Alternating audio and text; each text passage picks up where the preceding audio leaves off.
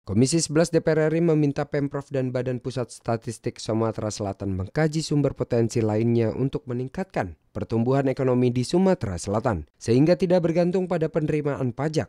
Anggota Komisi 11 DPR RI Fatan mengatakan, berdasarkan data BPS, penyerapan tenaga kerja nasional turun hingga 15% dan terjadi juga di Sumatera Selatan.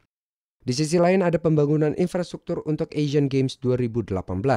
Seharusnya mampu meningkatkan penyerapan tenaga kerja di Sumatera Selatan serta mendongkrak angka pertumbuhan ekonomi Sumatera Selatan hingga di atas 6%. Kita perlu bekerja keras lagi, pemuda tingkat 1, birokrasi, dan kemudian dunia perbankan untuk terus-menerus mencari solusi, bertindak, mencari inovasi-inovasi sehingga tingkat kemiskinan bisa turun lebih signifikan.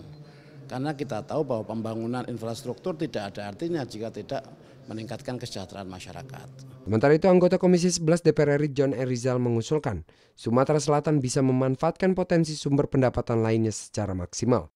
Di sisi lain, menurut John E. Rizal, perlunya mendorong negara untuk membantu bank-bank BUMN membuka cabang di luar negeri untuk membantu penerimaan negara.